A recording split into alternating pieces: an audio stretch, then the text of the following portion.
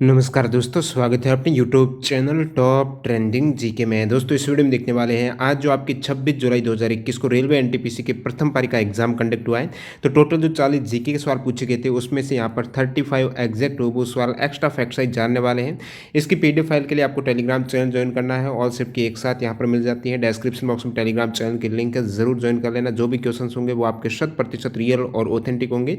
तो इस बात पर लाइक करते हुए वीडियो को कंटिन्यू करना। इन सभी कैंडिडेट का बहुत बहुत धन्यवाद जिन्होंने रियल और ऑथेंटिक सवाल है वो टेलीग्राम पर सेंड किए हैं।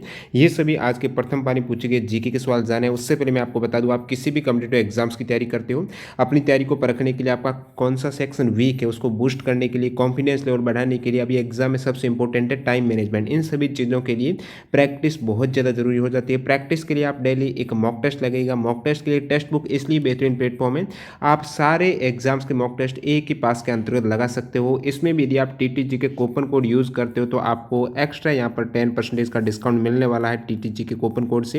यानी आप जैसे रेलवे की तैयारी कर रहे हो, साथ साथ एसएससी की तैयारी कर रहे हो, बैंकिंग कर रहे हो, या फिर आपकी किसी भी other state level government exam की तैयारी कर रहे हो, सभी एग्जाम्स के मॉक टेस्ट आपको एक ही पास के अंतर्गत अवेलेबल होने वाले हैं। एग्जाम में जो आपको पैटर्न देखने को मिलता है इंटरफेस डैशबोर्ड, उसी सेम यहाँ पर पैटर्न से आप प्रैक्टिस कर सकते हो। ज़्यादा जानकारी के लिए, इस अपॉर्चुनिटी का लाभ उठाने के लिए डिस्क्रिप्शन बॉक्स में लिंक है, यहाँ से आप टेस्ट सीरीज ज्वाइन कर सकते हो। तो चलिए कंटिन्यू कर लेते हैं। आज के प्रथम पारी में पूछे गए जो जीके के सवाल है, देखिएगा पहला सवाल, सिंह विष्णु किस वंश के शासक थे? सिंह विष्णु की बात करें तो ये पल्लव वंश के राजा थे, जो सिंह वर्मन तृतीय के पुत्र थे सिंह विष्णु। और मैं बात करूं पल्लव वंश के जो राजा या फिर शासकों की, तो उसमें सिंह विष्णु का जो शासनकाल रहा है 555 से 590 ईस्वी। उसके बाद महेंद्र वर्मन आए थे, फिर नरसिंह वर्मन है, महेंद्र वर्मन द्वितीय हैं, परमेश्वर वर्मन, नरसिंह वर्मन द्वितीय, परमेश्वर वर्मन द्वितीय, नंदी वर्मन है, तंदी वर्मन है, और यहाँ पर नरपुंग वर्मन ये भी आए थे, अपराजित वर्मन। ये सभी किस वंश के शासक है? तो आप कहेंगे ये सभी आप देख रहे हो पल्लव वंश के शासक है। आपको सिंह विष्णु का पूछा है, ये भी पल्लव वंश के शासक हो जाएंगे। पल्लव वंश की राजधानी है दोस्तों कांचीपुरम, याद रखिएगा। अगला सवाल देखिएगा, ओलंपिक के लिए क्वालिफाई करने वाली पहली भारतीय तलवारबाज कौन है? तो इनका नाम है दोस्तों, जो ओलंपिक के लिए क्वालिफाई की है, भवानी सिंह है। ठीक है, ये चेन्नई की रहने वाली भवानी सिंह, भवानी देवी हैं। ये ओलंपिक के लिए क्वालिफाई करने वाली पहली भारतीय तलवारबाज हैं। हालांकि ये अभी बाहर हो चुकी हैं, अभी इनका हाल ही में मैच हुआ है। तलवारबाज भवानी देवी ने अपने ओलंपिक पदार्पण पर आत्मविश्वास भरी शुरुआत तो की, लेकिन यहाँ पर जो सेकेंड मैच में ये आउट हो गई थी। पहले मैच में इन्होंने विजेता हासिल की थी जो 26 जुलाई को टोक्यो खेलों में महिलाओं की व्यक्तिगत साबरे स्पर्धा में ट्यूनीशिया की नदिया बेन जो अजीजी हैं, इनको 15-3 से इन्होंने हरा दिया था। लेकिन दूसरे दौर में जो प्रवेश किया तो वो अगले राउंड में फ्रांस के खिलाड़ी से हार का सामना करना पड़ा, और इसके कारण इनका सफर टोक्यो ओलंपिक का यहीं पर समाप्त हो गया। लेकिन ये बहुत बड़ी बात है कि पहला मैच जीत लिया, साथ ही साथ जो पहली भारतीय तलवारबाज है जो ओलंपिक के लिए क्वालिफाई की है, तो भवानी देवी, याद रखिएगा। अगला सवाल देखिएगा, पश्चिमी घाट में पाया जाने वाला प्रसिद्ध जानवर कौन सा है? तो ये आपके ऑप्शन शायद स्टूडेंट बता रहे कि नीलगिरी तहर है, तो ये तहर करेक्ट हो जाएगा। बाकी एक सवाल है, काफ़ी बार एग्जाम में पूछा जाता है कि जो शेर पूंछ मक्काक है, लॉयन टेल्ड मक्काक है, ये कहाँ पर पाया जाता है? तो ये दोस्तों पश्चिमी घाट में पाया जाता है। ये सभी आप इंडियन जो गौर हैं, एशियन एलिफेंट हैं, शेर पूंछ मक्काक हैं, जो नीलगिरी तहर है, ये सभी पश्चिमी घाट में पाए जाते हैं। अगला सवाल देखिएगा, सुलह ई कुल है, ये अकबर की एक नीति थी जिसका मतलब क्या है? तो सुलह ई कुल का मतलब है दोस्तों शांति, पूर्ण तो शांति, पीस विथ ऑल हो जाएगा। इसका मतलब जो अकबर की एक नीति है। अगला सवाल, राष्ट्रीय राजमार्ग 44 की लंबाई कितनी है? सबसे लंबा राष्ट्रीय राजमार्ग है, लॉन्गेस्ट रनिंग नेशनल हाईवे है, NH 44 है। इसकी लेंथ की बात करें दोस्तों 3745 किलोमीटर, याद रखिएगा। ये कहाँ से कहाँ तक है? तो दोस्तों ये जम्मू कश्मीर से कन्याकुमारी तक है। और एनटीपीसी एग्जाम में एक सवाल पूछा गया था NH 44 से। क्या सवाल था कि NH 44 जो कितने राज्य और केंद्र शासित प्रदेश से होकर गुजरता है? तो आप कहेंगे 12 राज्य और केंद्र शासित प्रदेश से होकर गुजरता है। कौन से हैं यहाँ पर राज्य और केंद्र शासित प्रदेश? तो पंजाब, हरियाणा, उत्तर प्रदेश, राजस्थान, मध्य प्रदेश, महाराष्ट्र, तेलंगाना, आंध्र प्रदेश, कर्नाटक भी है, तमिलनाडु।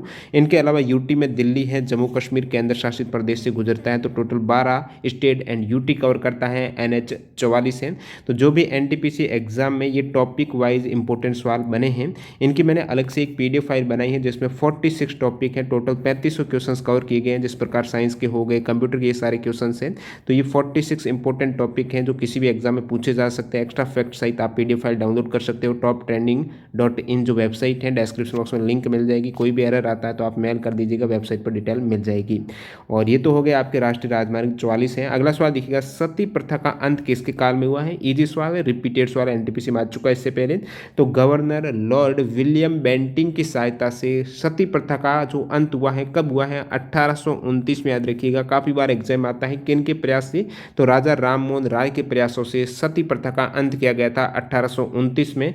और जो बात हो रही है किन के, कौन थे गवर्नर? तो उस समय लॉर्ड विलियम बेंटिंग के द्वारा ये सती प्रथा का उन्मूलन किया गया है। एक एग्जाम में पूछा जाता है, विधवा पुनर्विवाह अधिनियम है, ये 1856 का अधिनियम है। और इस समय विधवा पुनर्विवाह अधिनियम जो पारित हुआ था, इस समय गवर्नर जनरल कौन थे? कैनिंग। याद रखिएगा, लॉर्ड कैनिंग थे, आपको पता ही होगा 1856 में लॉर्ड कैनिंग ही थे गवर्नर जनरल है। तो विधवा पुनर्विवाह अधिनियम 1856 को ये लागू हुआ था। नदी जो मैदानी भाग पर बहती है, तो इस प्रकार जैसे ही नदी पहाड़ों से निकलती है और मैदानी भाग में प्रवेश करती है तो ये एस टाइप कर्व बनाती है, ठीक है। तो ये मेंडियर्स हो जाएगा। क्या हो जाएगा? मेंडियर्स हैं। ये आपको पूछा शायद इसी टाइप से, थोड़ी बहुत लैंग्वेज यदि बदलाव हो तो आप कमेंट करके बताना एग्जैक्ट क्या था।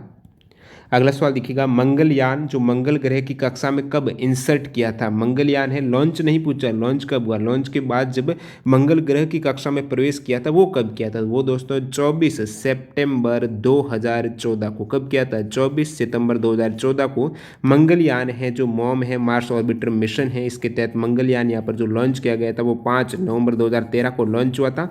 मंगल ग्रह की कक्षा में ये इंसर्ट कर गया था 24 सितंबर 2014 को। लॉन्च याद रखिएगा 5 नवंबर 2013।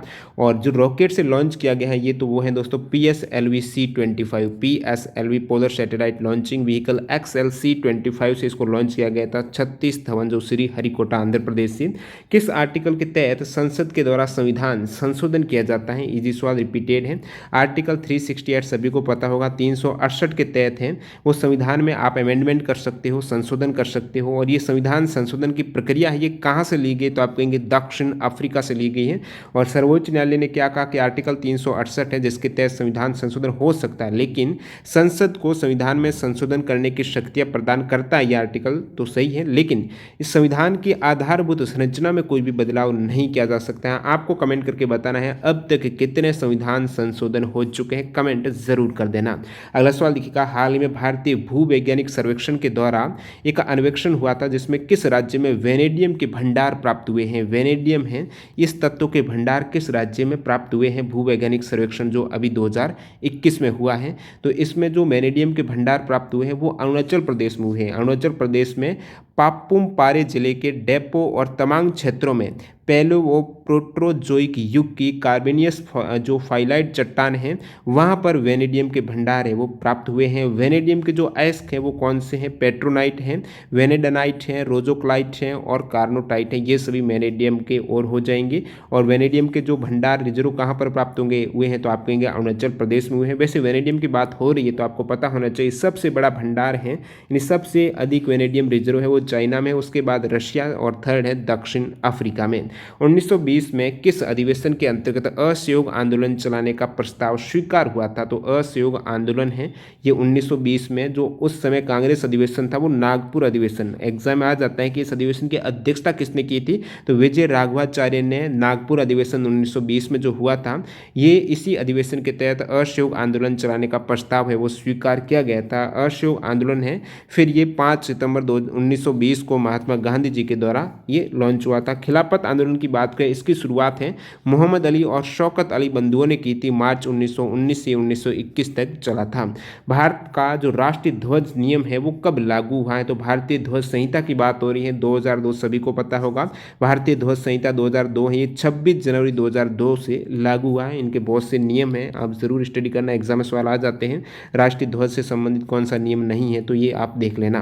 भारत का राष्ट्रीय कैलेंडर कैलेंडर कब अपनाया गया है? भारत का जो राष्ट्रीय कैलेंडर है शक संवत है या फिर जो ग्रेगोरियन कैलेंडर है ये 22 मार्च 1957 को अपनाया गया था। याद रखना है दोस्तों, राष्ट्रीय कैलेंडर पंचांग है जो भारत का 1957 में, वो भी 22 मार्च 1957 को अपनाया गया। ये शक संवत पर आधारित है। एक देखिए एनटीपीसी एग्जाम में सवाल पूछा हुआ है कि जो विक्रम संवत का कैलेंडर है वो ग्रेगोरियन कैलेंडर से कितने वर्ष आगे है? तो लगभग 57 वर्ष या फिर 56.7 वर्ष है। विक्रम संवत कैलेंडर है ये 56.7 year ahead of solar Gregorian calendar है। ये एनटीपीसी में पूछा हुआ सवाल है, इसके लिए मैंने इंक्लूड किया है, याद रखिएगा। और जैसे कि 2021 आपके हो जाएगा ग्रेगोरियन में, तो विक्रम संवत में आपको क्या करना है? +57 करना, ठीक है। तो विक्रम संवत है ये अंग्रेजी कैलेंडर से 57 वर्ष आगे है, तो 2078 विक्रम संवत हो जाएगा। और 2021 जो आपके अंग्रेजी कैलेंडर है ग्रेगोरियन, और ये 13 अप्रैल 2021 हो जाएगा चैत्र शुक्ल प्रतिपदा से।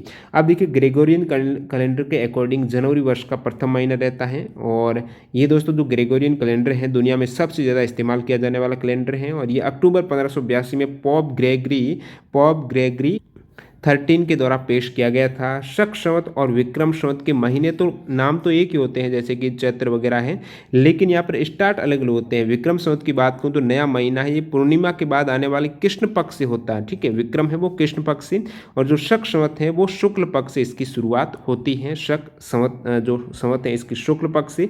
महीने आप देख सकते हो ये चैत्र, वैशाख, ज्येष्ठ, आषाढ़, श्रावण, भाद्रपद, आश्विन, कार्तिक, मार्गशीर्ष, पौष, माघ, फाल्गुन है। और शक संवत 78 ईस्वी से प्रारंभ होता है, ये भी याद रखना है।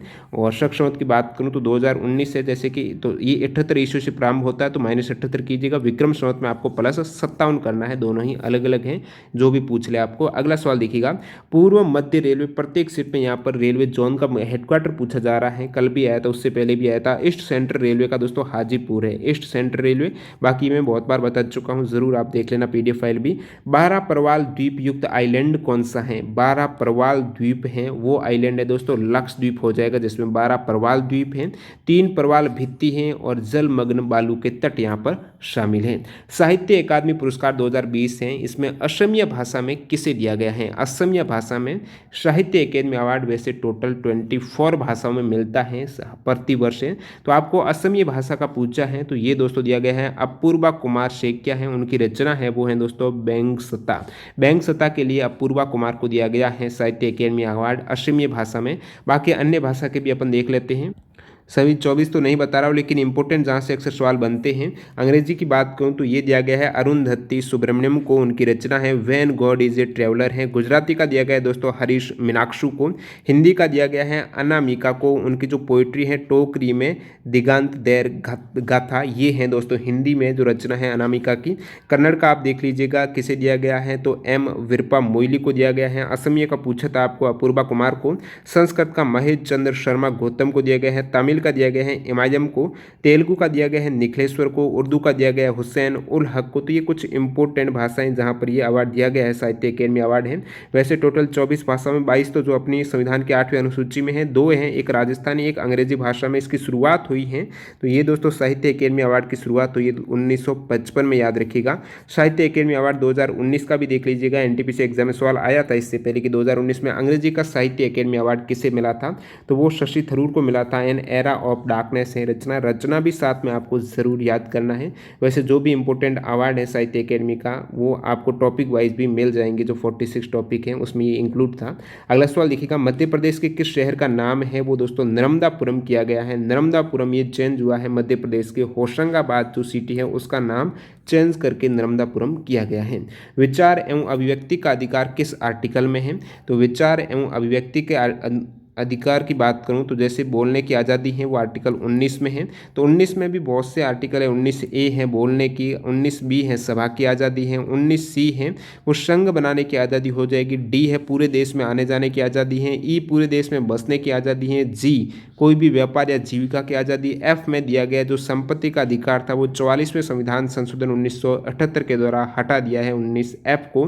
अब देखिए ये प्रमुख जो आप देख सकते हो अधिकार हैं, समता का अधिकार जो 6 अधिकार हैं।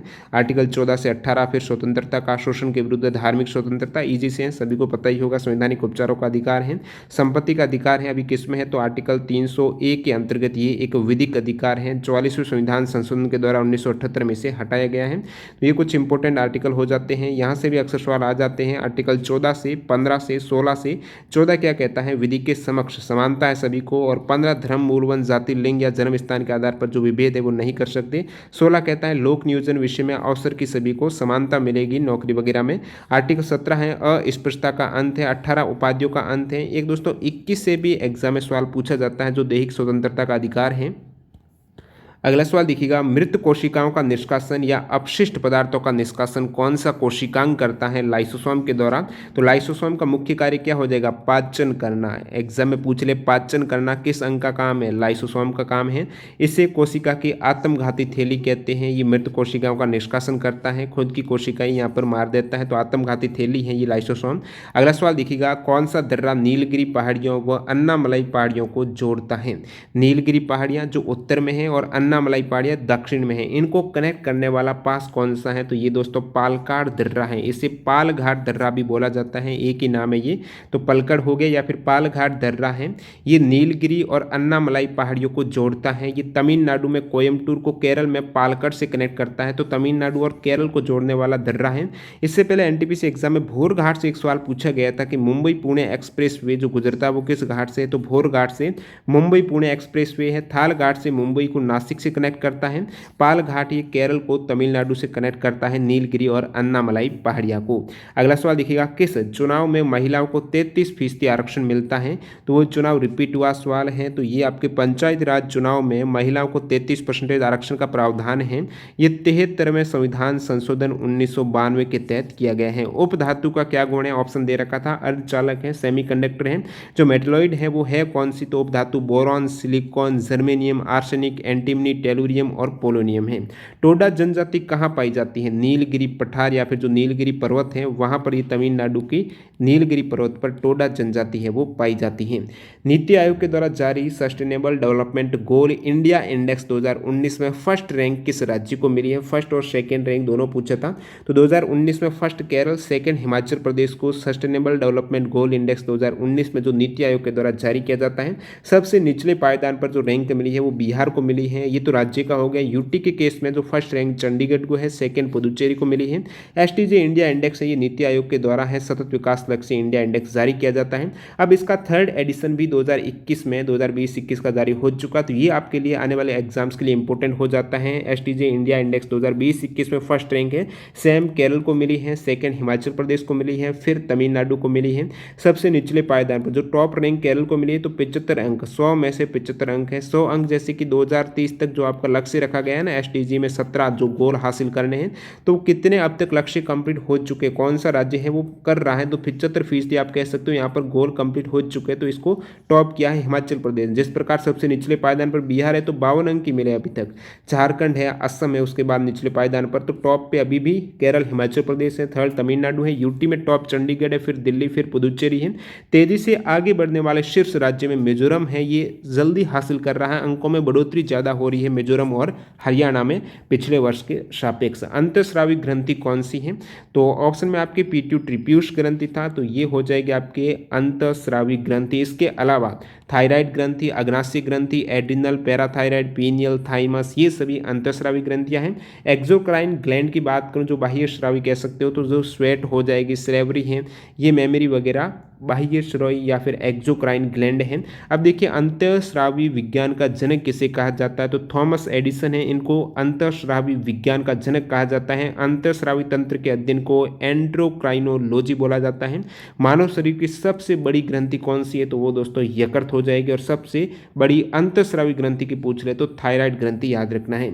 यूएएन की फुल फॉर्म क्या है, तो यूनिवर्सल अकाउंट नंबर हो जाएगा। यूएएन का मतलब है पैन का भी पूछ रहे तो परमानेंट अकाउंट नंबर याद रखिएगा। यूनेस्को वर्ल्ड हेरिटेज साइट की सूची में 2021 में नामांकन के बाद चयनित संभावित साइट कौन सी है, तो इस प्रकार से सवाल पूछा गया है। वैसे यूनेस्को वर्ल्ड हेरिटेज साइट की जो संभावित टेंटेटिव लिस्ट है उसमें भारत के 6 स्थल को जगह मिली है, 9 स्थल भेजे गए थे नामांकन है, फिर नामांकन के बाद 6 स्थल हैं इनको जगह मिली है। तो वो 6 स्थल है कौन से, तो इसमें नर्मदा घाटी स्थित जो भेड़ा घाट लमेटा घाट है ये हो जाएगा, सतपुड़ा टाइगर रिजर्व है, और फिर महाराष्ट्र का है मराठा सैन्य वास्तुकला, वाराणसी का है गंगा घाट रिवर फ्रंट, और इसके अलावा हायर बेंकल है, मेगालिथिक साइट है, और साथ ही साथ कांचीपुरम के मंदिर हैं, ये संभावित सूची में शामिल हुए हैं। कौन सा नहीं हुआ इस टाइप से पूछ रहे तो ये सब याद रखना है।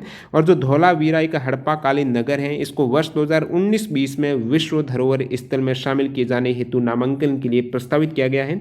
वर्तमान में भारत में 38 विश्व विरासत संपत्तियां या फिर स्थल कह सकते हो। तो लास्ट में 2019 में जयपुर को ऐड किया गया था, 2018 में ये मुंबई को किया गया था Victorian and art deco assemble को, और 2017 में अहमदाबाद को ऐड किया गया था। 4 बिट में कितने क्या होते हैं, तो 4 बिट का मतलब 1 निब्बल होता है। मैं बताता रहता हूँ कंप्यूटर के सारे 250 एनटीपीसी के जो सवाल पूछे गए हैं, साइंस के 677 है, करंट अफेयर्स के भी 600 क्वेश्चन है, वो उन सभी 46 टॉपिक में इंक्लूड है। यहाँ से सवाल बन रहे हैं। 1 निब्बल में 4 बिट्स या फिर हाफ बाइट होते हैं, एक क्रम में 2 बिट्स होते हैं, ठीक है, 1 बाइट में 8 बिट्स हो जाएंगे, 1 केबी में ये सभी आपको पता ही होगा 1024 होते हैं। प्रधानमंत्री स्वनिधि योजना किससे संबंधित है, प्रधानमंत्री स्वनिधि योजना की बात करूं तो इसको लॉन्च किया गया था 1 जून 2020 को, ठीक है। इस योजना के तहत रेहड़ी पटड़ी यहाँ पर जो दुकानदार को छोटी राशि का कर्ज उपलब्ध कराया जाता है, ऐसा लोन देने में किसी तरह की गारंटी भी नहीं ली जाती है। तो रेहड़ी और पटरी वाले जो दुकानदार हैं उनको छोटी राशि का कर्ज उपलब्ध कराना इस स्वनिधि योजना, प्रधानमंत्री स्वनिधि योजना का उद्देश्य हो जाएगा। और पीएम स्वनिधि योजना के तहत अधिकतम 10,000 रुपये तक का लोन है वो मिल सकता है, अधिकतम 10,000 रुपये का लोन इन रेहड़ी पटरी वाले दुकानदारों को मिल सकता है। योजना की जो जिम्मेदारी है, जो क्रियान्वयन नियमन है, वो केंद्रीय आवास एवं शहरी मामलों के मंत्रालय के द्वारा किया जाता है। नेशनल पेंशन सिस्टम विनियमन कौन करता है, तो पी आपके एनपीएस की बात हो रही है। नेशनल जो पेंशन प्रणाली है उसका विनियमन कौन करता है, तो ये दोस्तों pension fund regulatory and development authority के द्वारा इसका विनियमन किया जाता है। पेंशन निधि विनियामक और विकास प्राधिकरण है जिसकी स्थापना हुई थी 10 अक्टूबर 2003 को। इसके विनियमन के लिए इसकी स्थापना की गई थी। जो राष्ट्रीय पेंशन सिस्टम है इसकी शुरुआत है वो 1 जनवरी 2004 को सभी नागरिकों को जो सेवानिवृत्त होते हैं उनको आय प्रदान करने के उद्देश्य से आरंभ की गई थी। शुरुआत है वो जनवरी 2004 में सिर्फ सरकारी कर्मचारियों के लिए की गई थी, लेकिन 2009 में ये सभी वर्गों के लिए इसको खोल दिया गया था, 2009 में, याद रखिएगा। तो ये एनपीएस 1 मई 2009 को स्वैच्छिक आधार पर असंगठित क्षेत्र के कामगारों सहित देश के सभी नागरिकों को प्रदान की गई है। तो ये तो एनपीएस हो गया। बाकी अटल पेंशन योजना से अक्सर सवाल आ जाता है जिसकी शुरुआत 9 मई 2015 को कोलकाता से पीएम मोदी जी ने की थी।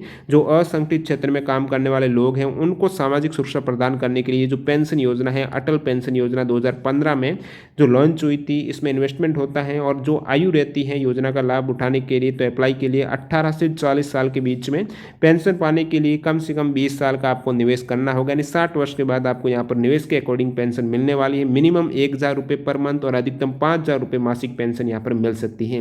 अगला सवाल, ऑफिस में बैठे लोग किस नेटवर्क का उपयोग करके आपस में इंफॉर्मेशन को शेयर करते हैं, तो ऑफिस में तो लोकल एरिया नेटवर्क का प्रयोग हो रहा है। लोकल एरिया नेटवर्क को जोड़ने के लिए ईथरनेट का प्रयोग किया जाता है दोस्तों। तो ये ईथरनेट का उपयोग किया जाता है आपस में, जो भी ऑफिस में इनको कनेक्ट करने के लिए, आपस में इंफॉर्मेशन शेयर करने के लिए जो भी वहाँ पर कर्मचारी है तो वो ईथरनेट का प्रयोग करेंगे। कौन सा वेब ब्राउजर है, जो सफारी ऑप्शन में था, करेक्ट हो जाएगा सफारी है। ग्राफिकल वेब ब्राउजर है जो एप्पल के द्वारा डेवलप है। इंटरनेट एक्सप्लोरर है, ये भी ग्राफिकल वेब ब्राउजर है जो माइक्रोसॉफ्ट के द्वारा डेवलप किया गया है, जिस प्रकार क्रोम हो गया, ये सभी वेब ब्राउजर है। जनवरी 2021 में launch national atomic time scale भारतीय मानक समय को कितने सेकंड की सटीकता प्रदान करता है, तो भारतीय मानक समय को एक जो national atomic time scale launch हुई है जनवरी 2021 में, ये 2.8 नैनो सेकेंड की सटीकता प्रदान करता है भारतीय मानक समय को, तो 2.8 नैनो सेकेंड याद रखिएगा। और ये दोस्तों जो लॉन्च की गई है प्रधानमंत्री मोदी जी ने वीडियो कॉन्फ्रेंस के माध्यम से राष्ट्रीय मेट्रोलॉजी कॉन्क्लेव 2021 जो आयोजित हुआ है, तो उसके उद्घाटन के दौरान इसको भी लॉन्च किया है। जिस कॉन्क्लेव का आयोजन है वो नई नई दिल्ली के द्वारा अपनी स्थापना के 75वें वर्ष के अवसर पर किया गया है। अब अंतिम सवाल देखिएगा, पूछा गया था दोलू किमोथु नृत्य किस स्टेट का है। एग्जैक्ट यहाँ पर नहीं मिल पा रहा है, आप कमेंट करके बताने क्या यही वर्ड इसी प्रकार से पूछा गया था कि दोलू किमोथु नृत्य है वो किस राज्य का, जिसको आंसर पता है वो कमेंट बॉक्स में बता सकते हैं। देखिए टोटल 40 सवाल थे, 34 सवाल ही मिले हैं। इसके अतिरिक्त 6 सवाल में से कोई भी सवाल आपको याद आ रहा कमेंट बॉक्स में ज़रूर बता देना, मैं पीडीएफ में उसको इंक्लूड कर दूंगा और टेलीग्राम पर आपको नाइट को मिल जाएगी। वीडियो पूरा देखने के लिए आपका बहुत बहुत धन्यवाद। मिलते हैं सेकंड शिफ्ट के वीडियो के साथ। वंदे मातरम। जय हिंद दोस्तों।